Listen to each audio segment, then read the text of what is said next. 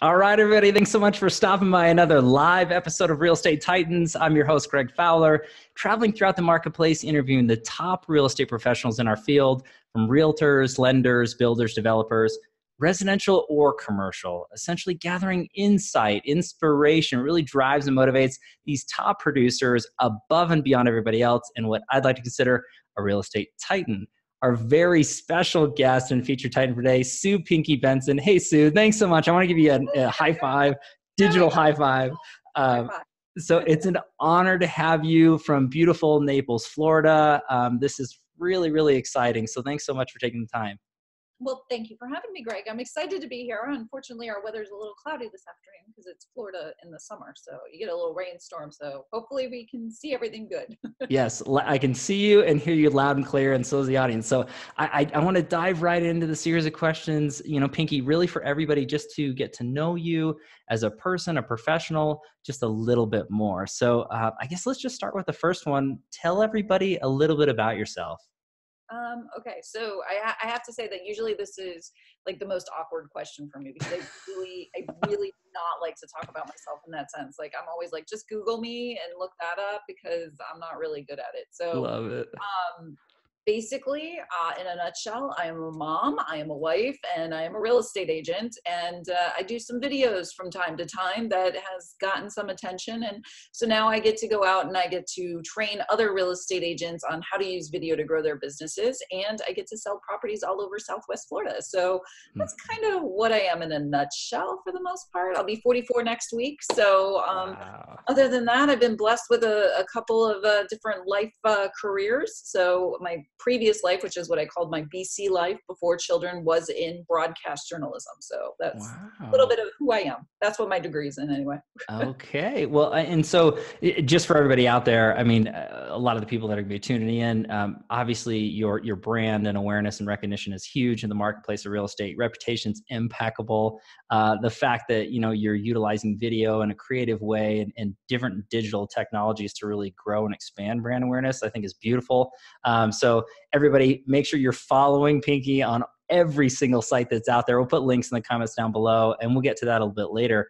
I do want to touch on, your prior career. So broadcast journalism, what was it about that? And then I guess what took you from there to real estate and what you're doing today? Well, I have to tell you, I think it was like I was about 13 years old, when you're making those big life decisions on what you want to be when you grow up. And, the thing that I love my father, great, amazing man, but he is addicted to the news and he would turn it on every night at dinner, 6 o'clock, that news came on and you could not change the channel. And I think subconsciously I kind of thought, oh, well, maybe my dad will like be more involved with me if I'm sitting at that news desk. Interesting. No way. Okay. He probably would be like, oh, Susan, I paid attention to you. And he did.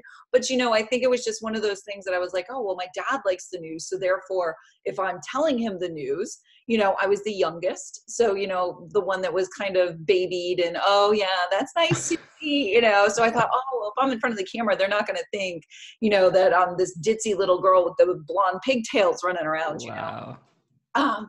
So I went into journalism. I went to Florida Southern, which is in Lakeland, and I got my degree in broadcast journalism. And then, my first couple of gigs that were actually, I started in Fort Myers, and my mom was like, Susan, they're the only people that can call me Susan, by the way. Okay. You for the amount of money that we spent for you to go to school, you could have been now being a manager at, so-and-so's Pizza Shack for the amount of money you're making in television, because money is very small in TV. Unreal.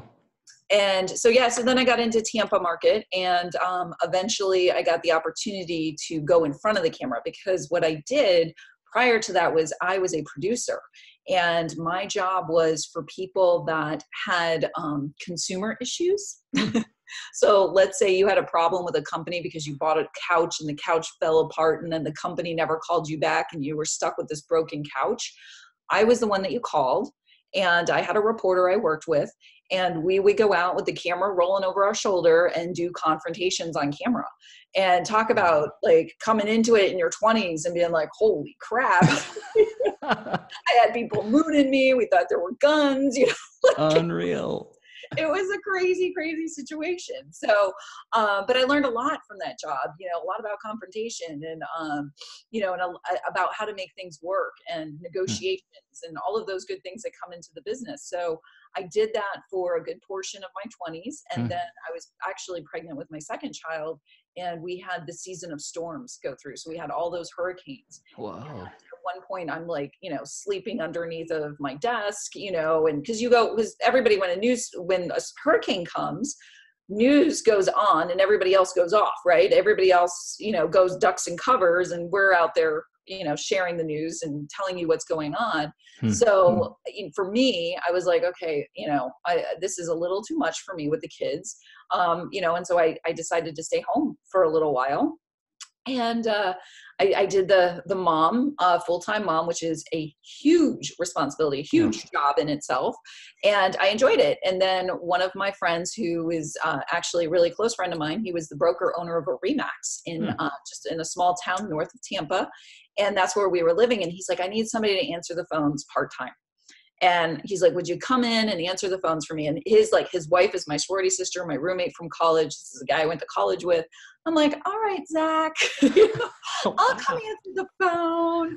And, the next thing you know, oh, you should get your real estate license, right? 10 years later. Oh, yeah. Unreal.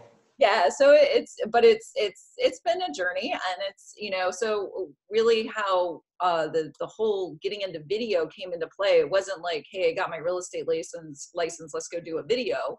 It wasn't like that. It was actually a few years into it. And I went to one of these little sessions during the day where, they have 3 or 4 hours and they have some speakers, and I'm in this room. And I remember at the time I was into these really large hats. So I have this big hat on my head. Love it. I'm talking Southern Belle, Kentucky Derby hats on my head. And I'm sitting there and they're talking about Twitter, because it was Facebook and Twitter at the time. Wow. And this woman is up there and she's talking about the power of Twitter and how to use it to grow your business. And then she starts talking about video, and I'm like, hey, wait a minute, I have this degree that I need to brush off and do something with it. And and I already liked social media, and I already saw the marketing aspect of it. And then I'm like, oh, wait, now there's video and social media. And this lady was actually Katie Lance. Okay, yeah. That is how I first met Katie Lance. And she was tweeting at me about my big hat. She's like, I see you with your big hat. Yes, that's awesome. So that was how I started. And then the other person that was in the room that day that was speaking was Chris Smith, the curator. Okay. So, and this is when they were first starting out, and they were both talking about the power of video.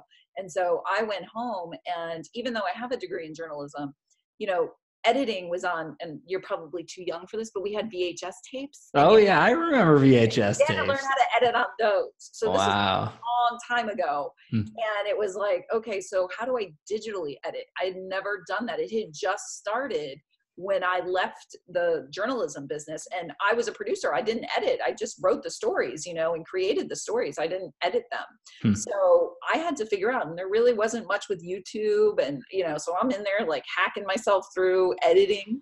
And I edited my first video. I was super proud of it. It was probably the worst thing ever, which is what everybody always says, right? The first worst. And I did it just like you would do with news. Hi, it's me, Sue Benson with Remax Marketing Specialist. Wow, that's awesome. Around.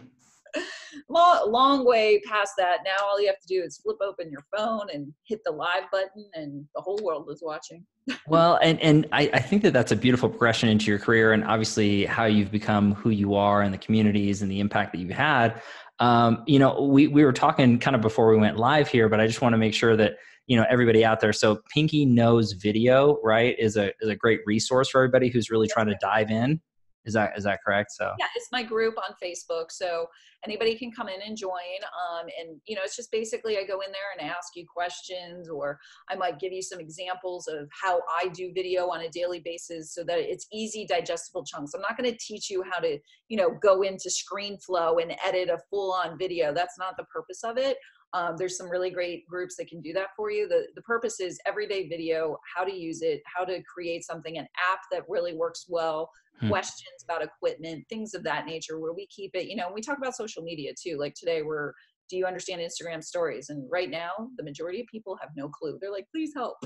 Well said. Well said. And they need to know. That's huge. Where the eyeballs are. Got to go where the eyes are. Oh, I love this. And Pinky, we're going to dive deep into this too. I do want to move on to the next question because I think that, people have a really good idea now, kind of who you are and what you represent in there. But I think it really does matter as to what drives you and motivates you, gets you excited out of bed every morning to do what you do to the level you do it at. It's the why question. I mean, what's your why? Why do you do what you do?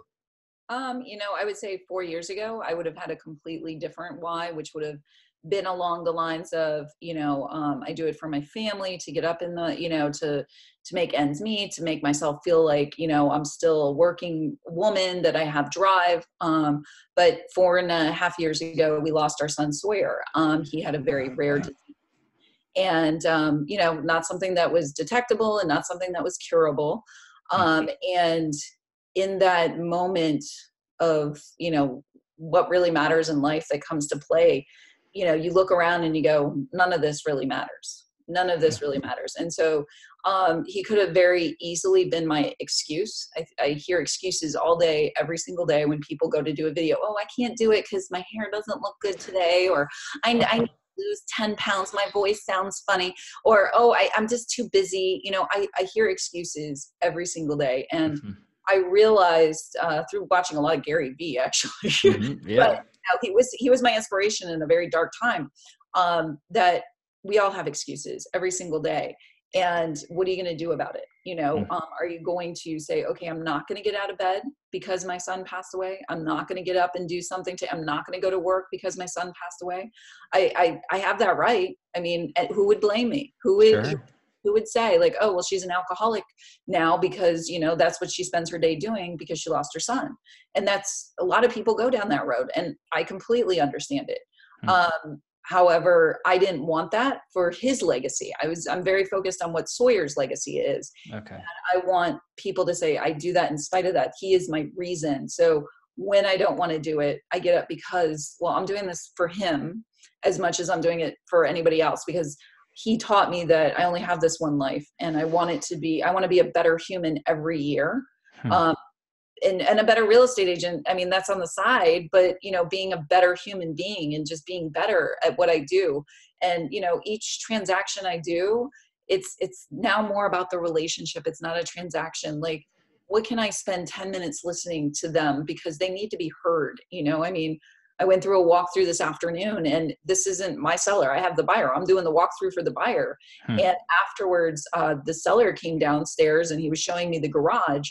And he just starts telling me his story about how he just got married again at 84, and he had his wife for 58 years and she died of cancer. He just wants to be heard. And I learned that from Sawyer. And so that's my why is, 10 minutes. Let me hear your story, because somebody wants to hear it, and somebody wants to tell it. And we have to be better humans and more compassionate. And that's really what's important to me. Wow. I mean, Pinky, when you're breaking that down, I mean, there's so many compelling whys as what you started with your family, and then finances, and then moving forward with Sawyer, and really extending that legacy out to the community. I know that care and that tender nature that you're mentioning, it's above us. And it obviously bleeds through to the community that you service, as well as the clients, that are becoming your extended family. So, I mean, that's super genuine and a huge why, and I hope everybody hears this and really sees this nature. I mean, it's beautiful. So, I mean, thanks for sharing that. It's not always the easiest thing to get onto the very personal subjects, but I think those are some of the most important whys as to what these top producers really do and professionals in the communities.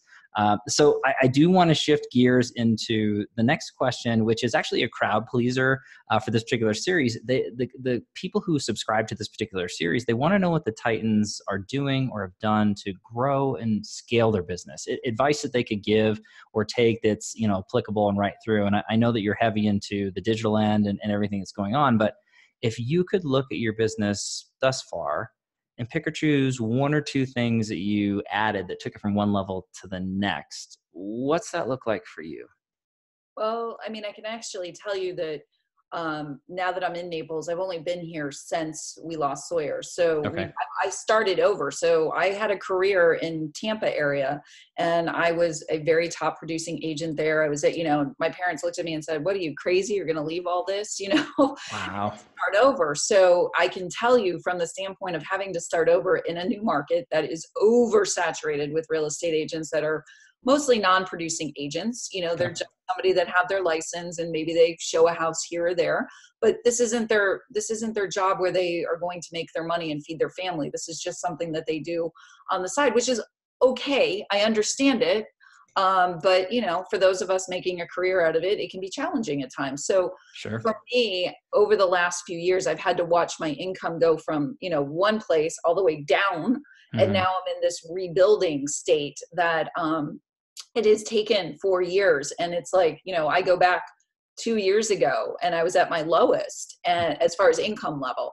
Sure. And now if things are on track for this year, I will be 5 times where I was 2 years ago. What other Wow, that's huge.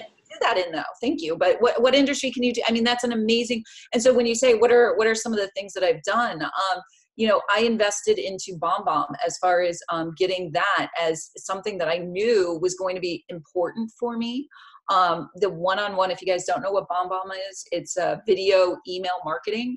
And it allows us to send an email via text or via email that says, it's a video, and you're just like, "Hey, it's me, Pinky. I just wanted to check in, see how things are going. Do you have any questions about that property I sent you? If you do, just let me know." And it gives them that personal touch, because we so many times get these keyboard messages and we're like, "What does that ... mean? Like, what are they implying?" And whereas if I see it in my voice, then they understand. And BombBomb, for all of the agents out there, they're like, okay, they get all these people coming at them from Zillow to Dotloop to all these amazing products, nothing against them. Sure. You're like, what, I have this little budget. What should I spend my money on? I firmly say, for whatever, it's like $70 a month or something. Invest it in BombBomb. You get landing pages.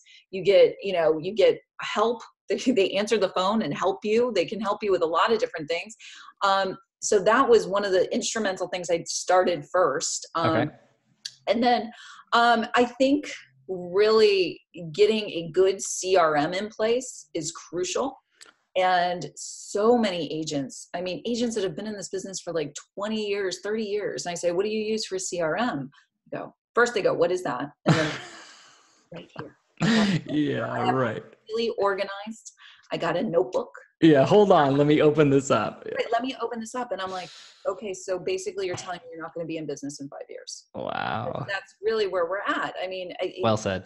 You have to have some sort of CRM. And I know, I have a lot of friends that are like, "I've been in this for 10 years and I don't know where to even start. Who do I put in there?" And it's overwhelming.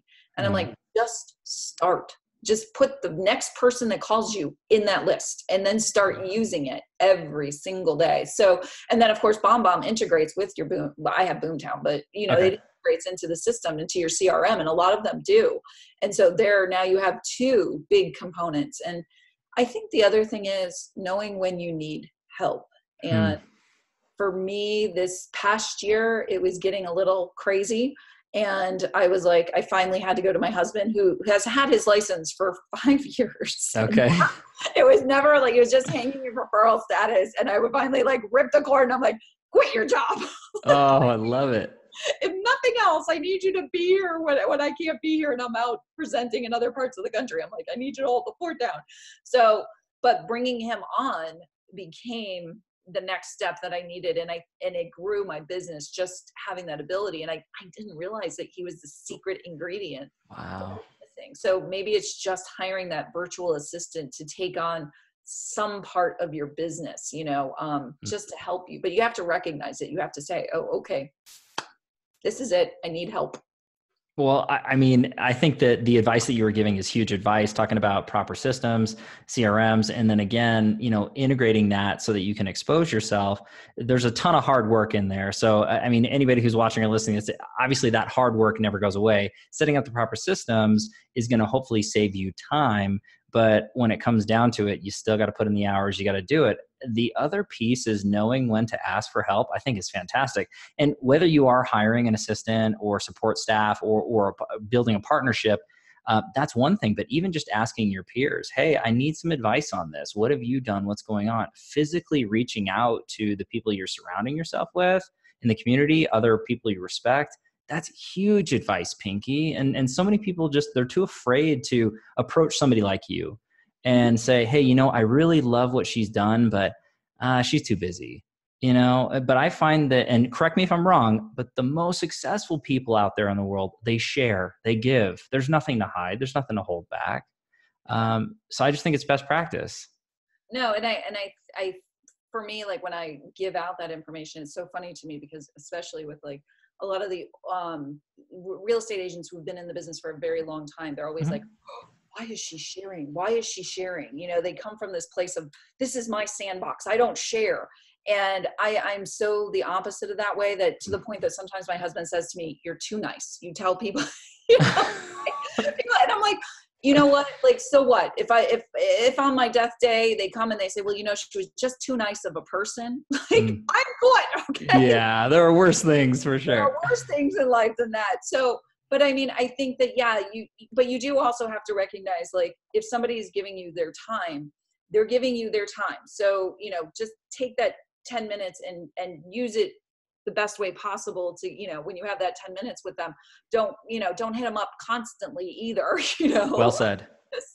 Because sometimes it gets overwhelming, like, so be aware of their time as much as, you're asking of them. They're more than happy to share with you, but be ready for those 10 minutes and say, okay, like I had 10 minutes with Tom Ferry. I knew exactly what I was going to ask Tom Ferry, and love it. Went right into it, and we got out in 13 minutes and I was like, woohoo, we're good, So just know that, they will share, but also use their advice. I don't know how many times you ask and you get the answer and then they're like, am I going to do something about this, or did it just sound great? I mean, oh, wow. I mean, that's huge. And again, everybody who's watching or listening to this, listen to what, Pinky is saying. This is honest truth. This is really good stuff. And don't take advantage of her time, because it is very valuable. Trust me when I tell you. I just want to throw a disclaimer out there. Not to say you can't reach out. Horrible. No. You're good. You're good. And everybody understands exactly where you're coming from with that. And so I think it's super honorable. And again, thanks for sharing that. Hopefully everybody took crazy notes, because this is great advice. Pause it, rewind it, whatever you need to do. I do want to shift gears on this to the next question, Pinky. And this is the tricky part of this interview. It's the challenge question. So what I always bleed into this with the particular series is we all deal with challenges in our lives. No one's exempt. We all have struggles or hardships, whether it's in the past, now, or into the future. No one's exempt, but I really believe it's what we learn from these experiences, what we can take away, and how we can impact into the future in the positive light. You might have already jumped into that a little bit with your challenge, but if you could share a challenge that you dealt with, you overcame, or learned from, that you could share with everybody, what's that look like for you? Well, I mean, definitely Sawyer is the pivotal moment in my life that changed, my direction, changed the way I want to be for, the rest of my life, and what I'm remembered for and what he's remembered for. Those are really, and it's hard because, when you go through the tragedy of the moment, people understand in the moment, but they don't get that it's a long-term change, because everybody expects you to go back to who you used to be. And, it's one of those things we all say, you go to the psychiatrist and they say, draw that line, say, this is my line. Once you've crossed it, that's it, and that's a very difficult thing to do, not so much for the person doing it, but for the person on the other side going, wait a minute, I used to be able to be that person with her, and now she's telling me no. What does she think? She's too good for me, or, something to that effect. Wow. And so for me, that's a challenge that I deal with on a daily basis, whether it's in my business, where I say, okay, this person, and this is business, they're toxic. And I'm not going to deal with toxic. And that could be, something, that's just drama ridden, or it could be just a really bad, energy of that person. But I'm well enough aware to say, like, okay, this is my line, right? This is, and I'm going to stand here and say, I'm okay with that. If you want to take your business and you want to go somewhere else because I'm not the right fit for you, I'm okay with that. And so that's a challenge that, I still have to go through every single day. And even I have to teach my husband, because he's now into the business with me, that, okay, not every client is the right client for us. And that's hard, because you're like, well, that's a paycheck. And it's like, but that means that it's about the money and it's not about the relationship. And Sure. so, and that can be hard, because you're like, hey, I got to pay the mortgage this month. I got bills to pay. I get it. I totally understand and get it. But in reality, you have to look at yourself and say, okay, what is my real end game? What is going to fulfill me on a different level than just what's in my bank account? And I get it. I totally get it. Because my husband's like, you're crazy. Half the time he thinks I'm crazy, but he's slowly coming to it, because it's like we start working with these clients and he's like, oh, but Jacob's really cool. And he's really not, I'm going to go hang out with Jacob now. And we're going to go play golf. And I'm like, that's the point of working with people that are like you. You start to bring them into your circle, and you're like, okay, I want this person in my energy. I want this person in my life. And so that's what, overcoming the challenge of always thinking that you have to be for every single person. And and that's also, it eliminates the competition factor, which is another challenge that, before I was very focused on being, I have to be number one. Who's the number one in the office? Who are the top 10 in the office? How many deals have I closed? How much money have I made? How much blah, blah, blah. Now my competition is, and you say this, but people don't get it. My competition is myself. I'm not worried about what Becky Joe's doing next to me. I'm not worried about what Henry just listed. Okay. I'm worried about, what did I do last year and what did Pinky do last year? Wow. Like, have I beat Pinky? Because that's my goal, is to beat her. Am I doing better than what she was last year, whether that's as a real estate agent or as a human? Josh and I have dedicated now giving to Children's Miracle Network in honor of Sawyer. So we did our first fundraiser in June. We raised almost 5,000. We have another one this month. So those are things that, hey, I didn't do that last year. Okay. And I want to continue to grow that. So those are the challenges that I look at and say, those are what are important in my life, not all this drama, toxic, putting things up on social media just to get attention. Ugh, I don't do it. And so, but that's my line. And some people go, well, wait, that's not who you used to be. And it's like, well, you know what? That's okay too, because I'm not who I used to be. So, I think that that's, a beautiful representation of obviously what you've been through and what you're going through and learn from. I think to address the fact that you're talking about, you're not the same person you were, I really do find that to be really healthy. We should all be in evolution, right? We should all be growing and changing and hopefully becoming better versions of ourselves and giving. And you're doing all that and then so much more, Pinky. I mean, this is incredible. And I just want to thank you from the bottom of my heart for sharing that story, because I know that there's a lot of people listening to this or tuning in here that you're going to inspire. And really, really make an impact on their lives in so many different ways. It's not about the numbers. It's about making a difference, being the best version of yourself, and stop focusing on all the noise and the negativity. I mean, all of that is just so powerful. Not everybody's going to get that right away. It's a mindset thing. I really think it takes time. And as you had kind of alluded to earlier with your whys, I mean, 4 years ago, your why would have been different, to what to say. I think it's the same thing. Our minds are growing. The books you read, podcasts we listen to, movies we watch, travel we do, the good, the bad, and the ugly, that makes us who we are. So I think that's very healthy. And, again, I just know that that's going to pull at a lot of people's hearts. And, thanks for sharing, Pinky, because it's not easy to do in front of everybody, kind of that sort of thing. But I do want to shift gears onto a softer note. So we did make it through, but this is actually my favorite question. It's the travel back in time question. So no one has a time machine or a crystal ball, but if you could travel back in time and give your younger self a piece of advice or two, any age range of your life or any time frame, what would you say to your younger self? I think I was a very high-strung teenager, Right. very, very, very worried. I think you probably hear this. I'm worried about what other people think, and I was in a place of insecurity, and so I think just telling myself that, like, high school isn't the end all. This isn't what's going to be, so just take this day by day and don't worry so much about it. Just breathe would really be just breathe, just relax. This isn't, not going to, not getting the big date for the prom isn't going to really matter when you're 44. I guarantee you are not going to care, Right. So those little moments of like, Sue, just calm down, Right. just relax. I mean, I think that, my mindset was, my parents were much older. When they had me, they were 40, and which back then was old, in the 70s to have a child. And so my mom had come from a generation of which you would go off to high school and you found a boyfriend and you got married.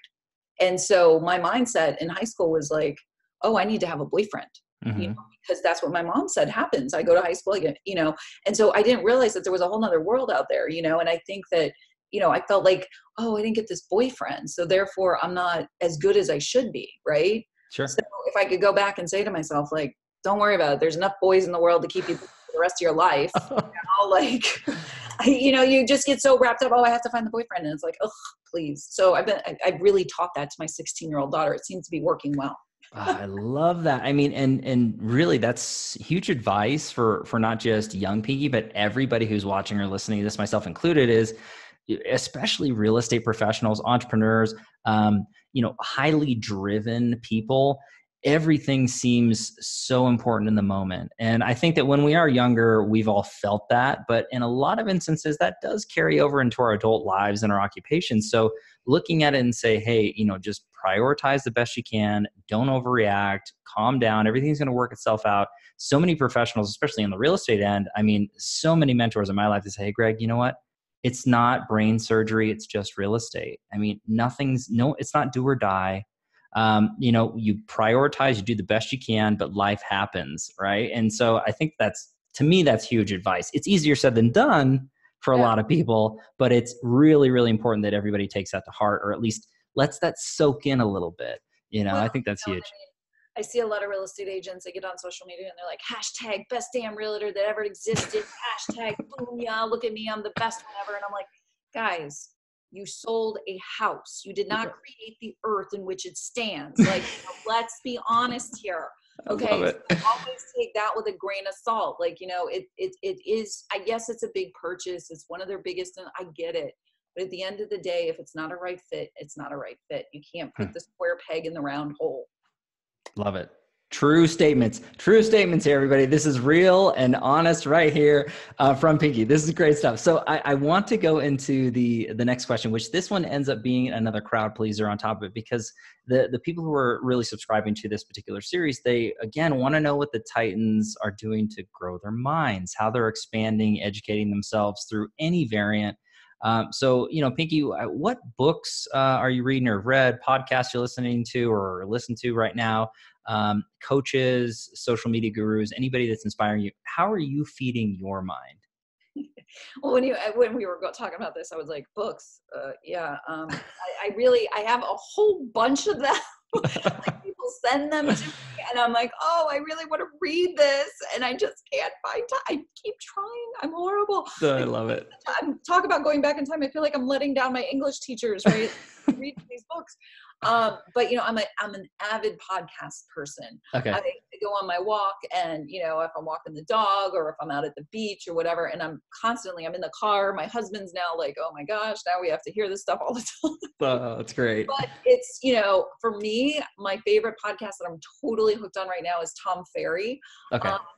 Because I really enjoy his diversity when it comes to what his podcasts are on. So sometimes he's interviewing other, real estate people, but he can always take an interview and he can transition it so that it's reflective on real estate. So he was interviewing Chris Voss, which is a big time negotiator for the FBI at one point. And I mean, this guy was doing, kidnappings. He was the negotiator for, over 150 kidnappings in his career. I mean, it's So how do you take that and transition that into real estate? Well, obviously negotiations is part of our everyday. And so it was really interesting to just listen to him and talk about like how he handles an email, like negotiations within an email. So if you get a chance, I highly recommend that one. I just made my husband listen to it and he was like, oh, that was good. Okay, cool. Stamp of approval. Yes. So I'm a big Tom Ferry fan for that, because there is the diversity. And then there's the ones where Tom's just talking and, and he talks about some great things too. Then I love Oprah. Okay. Yeah, no, for sure. I love, I think it's called Soul Food. I think it's called, but it's basically, it's, you know, the old Oprah show, but it's on your ears now. And so she interviews all kinds of different people. And there's always some sort of nugget that you can take away from it that is related to our day-to-day lives, whether it's about our soul searching or it's about real estate.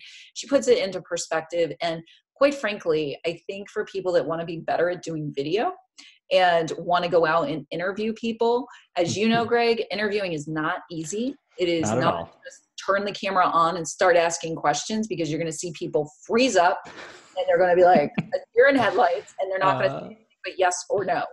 And it takes a certain finesse. And if you want to be a better interviewer, if you listen to the way Oprah asks questions and how she waits and pauses for the answer, and how she can take the question and move it in a different direction.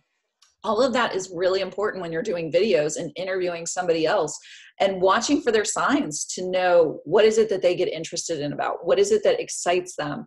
And you can see the transition. So podcast, Oprah, love that one. Love it. Of course, I still listen to my Gary Vee on occasion. And then, you know, my friend Michelle Belisari, she has a great podcast out. And that one is she interviews a lot of real estate agents in town. So it's the Real Estate Influencers podcast. Cool. The Buzz. And that one's a good one to listen to as well. Just quick little 20 minutes. So if you're in the car and you're just looking to get a little quick hit, you know, that's always is a good option, I think, for anybody in the real estate field. Those are the ones I like. Okay. No, and those are all great. And I love the fact that they're diverse into so many factors, into, you know, inspiration, motivation, really thought process, and picking and choosing. But that's what I love about, you know, true professionals, is they're always learning, they're always growing, they're absorbing. You're obviously teaching a ton of professionals, and you're on stage and you're doing that, but you're also sitting in the audience. You're also at the conventions and sitting in the audience and learning too, physically, which I think is fantastic. But there's multiple ways to learn. If it's books or podcasts or YouTube or conferences or just mastermind groups, do it. And that's very consistent with the Titans, you know, on the series here, is just ferocious learners, just constantly hungry for new knowledge and information, which I think is great. So I think that, you know, that old saying that people just don't understand until they're standing there is, you are the equivalent of the people that stand around you. So, you know, my mom, her saying back in the, you know, long time ago, because like I said, she's in her 80s now, she's like, you lay down with dogs, you come up with fleas, you know? So oh yeah, no, well said. that was the old saying, but it's still, you know, if you surround yourself with success, then you are success. So having those negative naysayers, you know, they bring you down, and you don't realize how much they're bringing you down until those voices are silent. And you're like, oh, okay, so the only negative voice that's left is in my head, and I can shut that one up. Right. You know? Turn it off. It's gone, right? No, but I think, Pinky, that's huge information. And as always, just everybody out there, I'm going to have links in the comments down below so that you can learn and grow. Feel free to chime in the comments. I mean, if there's certain podcasts that Pinky had mentioned that you love, you know, give it a thumbs up, share some of the ones that you like to consume. I mean, this is a community, this is a live show. We want people to get involved. But marketing is got a good podcast too. Okay. Social media marketing world. Yes.